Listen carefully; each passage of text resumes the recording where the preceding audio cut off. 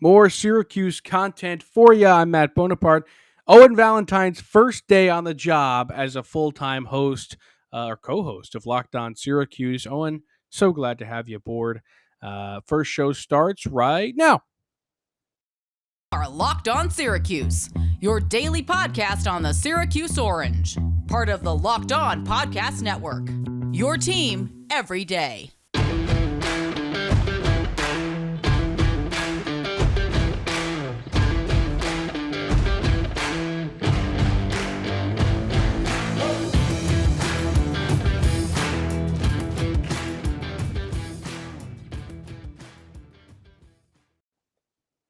Matt Bonaparte, Owen Valentine with you here on Locked On Syracuse. Thank you for making Locked On Syracuse your first listen every day. We are free and available wherever you get your podcasts.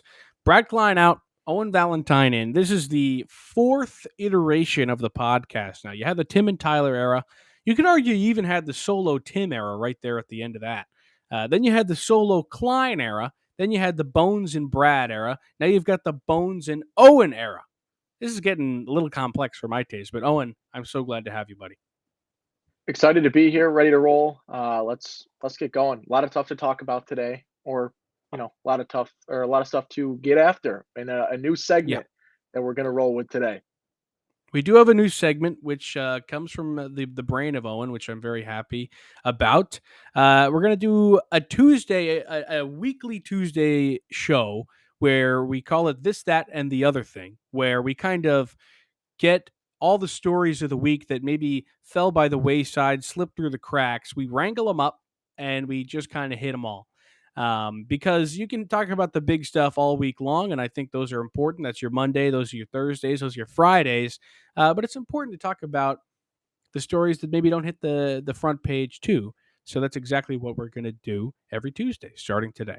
Obviously, during the season, during football season and basketball season, and even lacrosse season, that gets a little bit more exciting. But I still think there's plenty to talk about here during the off season as we ramp up towards football season, which I'm getting pretty excited about, whether that is smart of me or not. All right, so let's get it started. First thing on the docket, Benny Williams playing basketball. Very exciting. He's playing over in Spain right now. He's playing pretty well. The last stat line I saw, box score, was 5 points, 11 rebounds in 18 minutes. That's what I like to see from Benny.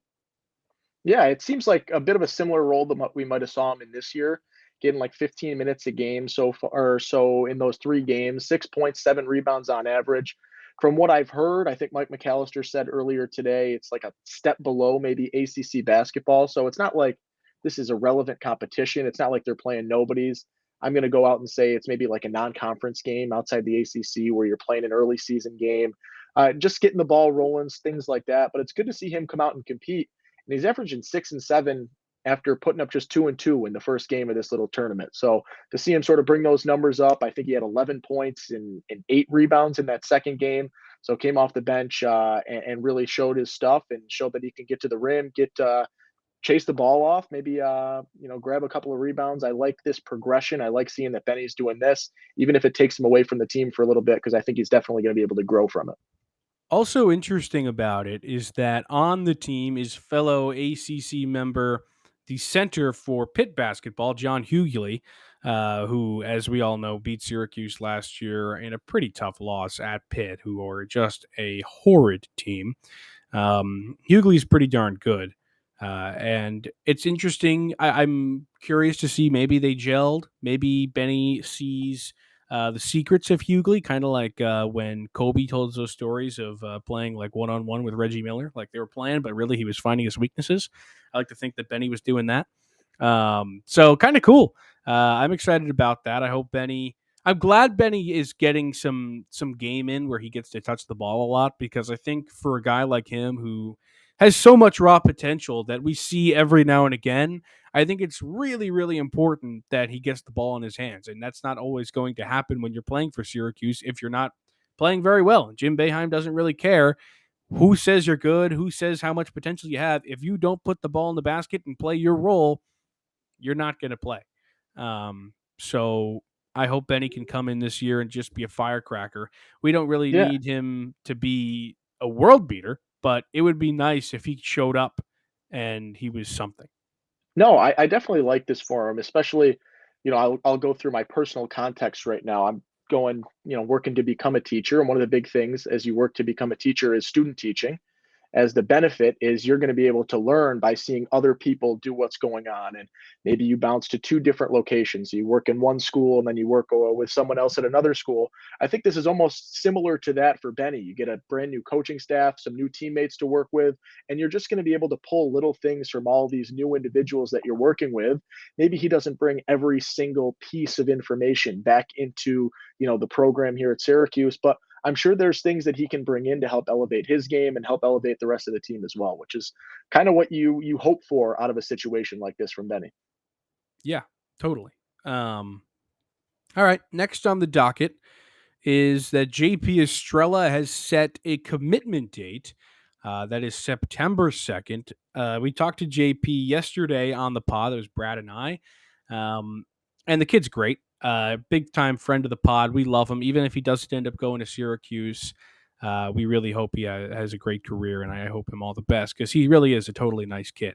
I couldn't say enough good things about the guy. September 2nd, we'll find out if he is coming to the Hill. And from the conversation that Brad and I had, I mean, every time I talk to him, it makes me feel a little bit like he's coming to Syracuse more and more. Maybe it's just because I really want him to. But, I mean, I assume he wasn't sugarcoating it when he told us that it was a really, really good trip to SU. He meshed with the guys really well. He can see himself playing with the team. He's impressed by the team. I think he wants to come to Syracuse, but obviously I'm not him. And this is a decision that he's going to have to make. But it's basically Tennessee, Iowa, and Syracuse in the mix. Those three teams, alongside Marquette, were the only ones he took official visits to. I thought it was kind of funny that he put like all those different teams' graphics on the post that he made, but really, this like it's a 3-team decision here. What were your reactions? How do you feel about this? Yeah, I listened in today to get the gist of it. I just love to see, someone just so excited about the weekend that they just had here.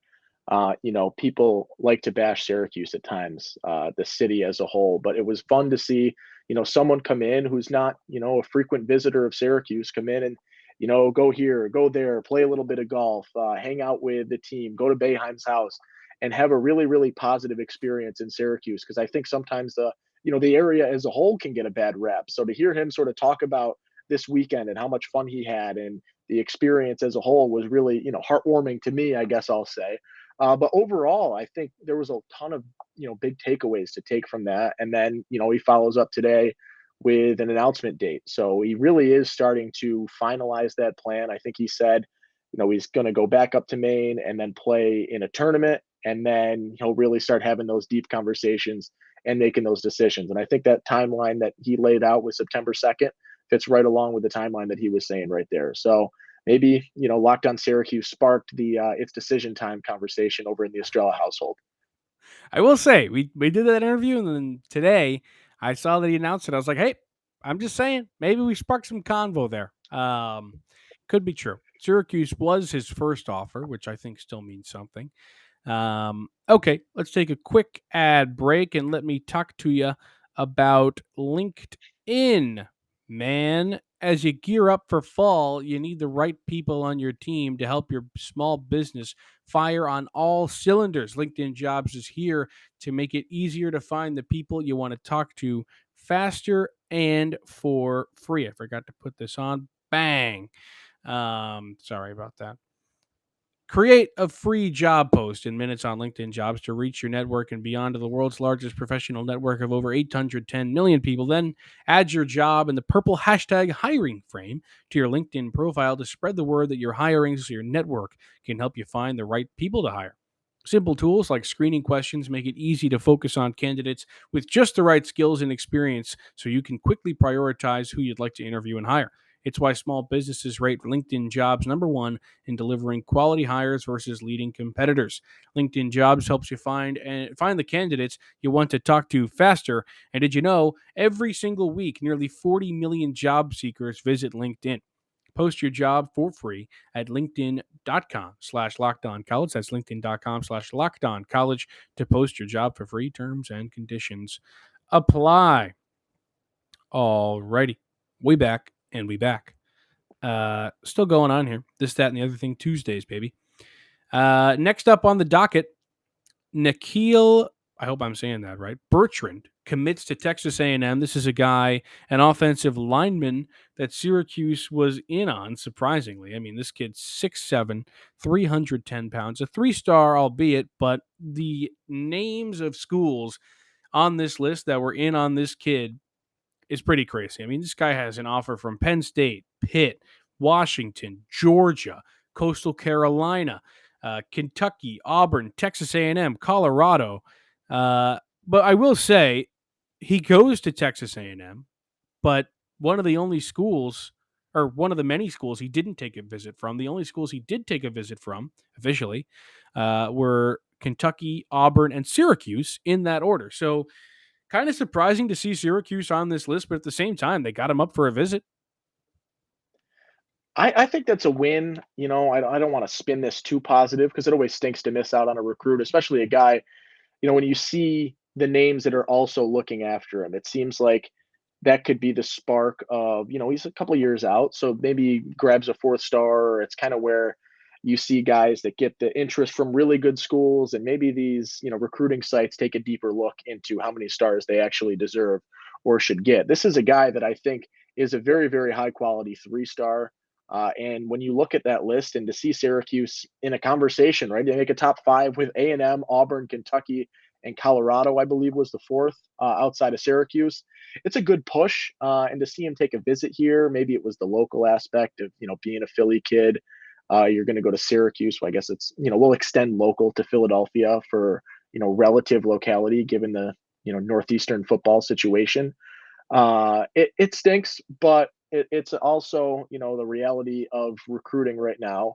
Unfortunately, I think Syracuse only has one OT commit for that class, so it wouldn't have stunk, to get the second name on there and a good name. And I think he would have been the top of this recruiting class for Syracuse, or top 2 for this recruiting class for Syracuse. But sometimes you lose out on these guys. You just got to keep going, keep putting scholarship offers out there, looking for the guys, and you can't let this completely defeat you, right? Your Syracuse University, the current state of the program, is by no means incredible. You're going to miss out on recruits. You're going to win via volume and spending good quality time in that volume on a lot of big names and some names that you're going to have to bring in. So yes, you miss out here, but it's a process. It's ever fluid, and you just got to go after the next name. And Jaden Bass, being that offensive tackle that you were referring to, is the only other guy that Syracuse has on the offensive line coming in for the class of 2023. And by that time, when the class of 2023 comes in, you're going to have, it's a little bit like this season kind of marks almost a changing of the guard in terms of the offensive line, because you're going to have to get some production out of guys you definitely haven't before. Bleich is going to be there. Bergeron and Vettorella will be there. But maybe you see a little bit more of Josh Iloa this year, and some of those. Enrique Cruz maybe shows up. Those other names that you didn't get to see last year. So we'll see. But next year's class is definitely going to contribute to that. So we'll see what Syracuse ends up doing. Honestly, when I asked Dino about his recruiting style and that he recruits pretty much only 3-stars, I basically was asking, I gave him an out almost, asking about only offering 3-stars, and I was like, so what do you say to people who say you can't get 4-stars but you only really offer 3-stars and you turn them into good players? And I honestly assumed that he was going to say, we go after guys who we see a lot of talent in regardless of their stars or something like that. But no, he said, just because we don't get them doesn't mean we don't offer them. It's hard to make them say yes. I was like, Dino. But hey, Yeah. I I don't think also he's feel wrong. like there's almost a curse with Syracuse. You see, in the last couple of years, there's 4-star guys that commit, and then 3 weeks later they're a 3-star. Syracuse Yeah, has a bit of exactly. the rap where I just said, maybe when you look at Nikhil Bertrand and you see what he just did, then maybe you become a 4-star because of the offers out on the table. But Syracuse has counterproductively taken stars away from guys in the past, unfortunately. It just happens. They're gonna roll through it. You're gonna have to get the next guy, and that's just how this product works. And that's how it works when you're, bringing in as many people every year as you have to do to maintain a football team. So it'll work. Bounce back, get the next guy, and things will continue to move on. So Bertrand out of Syracuse's radar, and another guy out of Syracuse's radar now is the 2023 guard Elijah Gertrude, who just named his top 5 schools. This kid is from Jersey City, New Jersey, was playing for the City Rocks EYBL team in Albany. Syracuse did not make the top 5. Virginia, Kansas, Rutgers, Seton Hall, and St. John's do. Those are 5 teams. If you're Syracuse and you can't get a kid who's in New Jersey, I get that maybe guards aren't the priority right now. This, that, and the other thing. Make every excuse you want. Syracuse should be in a battle for kids who are around. And we have this conversation so many times, but it's true. Why can't they go out? Why can't they at least get in the top 5 for this kid? I'm not saying they got to go out and get him. That's down the road. Why can't they just be in the game? Why couldn't they just be in the competition? St. John's shouldn't be beating Syracuse in anything, let alone the recruiting trail. It's tough to see the names that made this list, right? You see Virginia, you see Kansas, understood, fine, whatever. They make the top 5 as they should for a lot of high priority recruits, right? When you've got names like that, recent history like that, why aren't you including them in your top 5? When you see, Rutgers, St. John's, Seton Hall, you want, as a Syracuse, basketball fan, you want to see Syracuse in the competition with these schools, especially a team like St. John's. And so losing, a top 5, yes, it's not the end of the world, right? It's not like we're going to see Syracuse go out and guaranteed get this kid. But it does stink to miss a top 5 and to see some of the schools that made that list, especially when you look at these schools up in the Northeast that you're competing for the local guys with, the Northeast guys that you are going to consistently compete against these schools for. It's tough to see them make a list and you not be there and sort of get the quick kick off of the recruiting trail for Gertrude. Yeah, I mean, like I said, if we want to think about what the roster is next year, you're losing 3 seniors: Symir, Joe, and Jesse. Those are the 3 guys you lose. You've got 3 scholarships, and the guards will still be talented. That's assuming Judah Mintz isn't a one and done. You'll have Judah, you'll have Quadir Copeland, who JP Estrella, by the way, said is the greatest passer he's ever seen, which is insane, by the way. Yeah. Which it got me so excited. But anyway, if you add a kid like Elijah Gertrude there, assuming that Jude is really good and might be gone in 2 years, it makes sense. It works out. I don't see why they can't spend a scholarship on that. So to me, it just seems like they came up short, and I don't like that. I'll throw this out there too. Maybe, on Syracuse's end at this point, it could be a lack of priority thing, right? We're looking at what they're doing with JP Estrella. He mentioned yesterday, the Reed Ducharme idea of them Sure. both coming in. Maybe just at this point in time, it didn't serve as the priority. And that's sometimes a sacrifice that you're going to have to make. When you look at a guy like Gertrude, who's by no means a bad player, but at this point in time, when you look at Syracuse's 2023 priorities, maybe he is not warranting enough attention from the coaches as they could think. Estrella's committing in under a month, right? You want to be right there, consistently talking with him. I know McNamara seems to be the guy that's consistently reaching out to these recruits.